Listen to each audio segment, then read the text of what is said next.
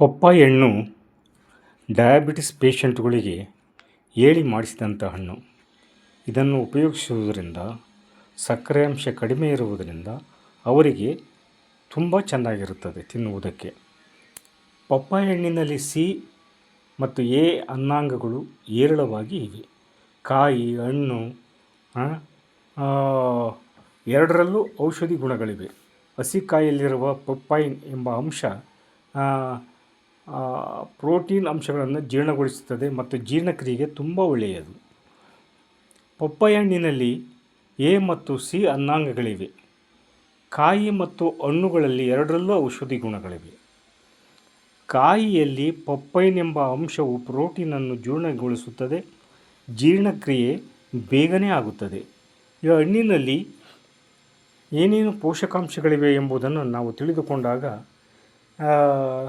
ತೇವಾಂಶ 90.8 ಗ್ರಾಮ್ಸು, ಸಸಾರಜನಕ 1.6 grams, fat contents 0.1 grams, ಖನಿಜಾಂಶಗಳು 0.5 ಗ್ರಾಮ್ಸು ಮತ್ತು ಕಾರ್ಬೋಹೈಡ್ರೇಟ್ಗಳು 7.2 grams, calcium 17 grams, phosphorus 13 milligrams, ಕಬ್ಬಿಣ 0.5 ಮಿಲಿಗ್ರಾಮ್ಸು, ಸಿ ಜೀವಸತ್ವ 57 ಮಿಲಿಗ್ರಾಮ್ಸು, ಇನ್ನೂ ಅನೇಕ ಥಿಯಾಮಿನ್ನು 0.104 ಮಿಲಿಗ್ರಾಮ್ಸು, ಆಮೇಲೆ ರೆಬೋಪ್ಲಾವಿನ್ 0.25 ಮಿಲಿಗ್ರಾಮ್ಸು, ನಿಯಾಸಿನ್ 0.3 ಮಿಲಿಗ್ರಾಮ್ಸು, ಇಷ್ಟು ಅನೇಕ ಅಂಶಗಳು ಇವೆ, ಪೋಷಕಾಂಶಗಳು. ಇದರ ಉಪಯೋಗಗಳನ್ನು ನಾವು ತೆಗೆದುಕೊಂಡಾಗ ಹಣ್ಣಿನೊಡನೆ ಹಾಲು ಮತ್ತು ಜೇನನ್ನು ಸೇರಿಸಿ ಸೇವಿಸಲು ಈ ನರ ದೌರ್ಬಲ್ಯ ಹೋಗುತ್ತದೆ. ಇದರ ಬೀಜಗಳು ಸೇವಿಸಿದರೆ ಜಂತು ಹುಳುಗಳು ಸಾಯುವವು. ಇದು ಜೀರ್ಣಕ್ರಿಯೆಗೆ ತುಂಬ ಒಳ್ಳೆಯದು.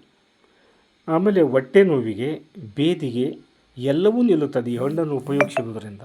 ಈ ಪರಂಗಿ ಹಣ್ಣು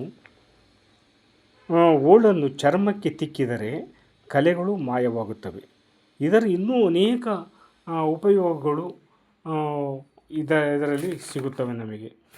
ಆದ್ದರಿಂದ ಈ ಹಣ್ಣನ್ನು ಸೇವಿಸುವುದರಿಂದ ಶುಗರ್ ಪೇಷಂಟ್ಗಳು, ಡಯಾಬಿಟಿಸ್ ಪೇಷಂಟ್ಗಳು, ತುಂಬ ಸಕ್ಕರೆ ಅಂಶ ಕಡಿಮೆ ಇರುವುದರಿಂದ ಯಾವುದೇ ಹಾನಿಗಳು ಆಗುವುದಿಲ್ಲ.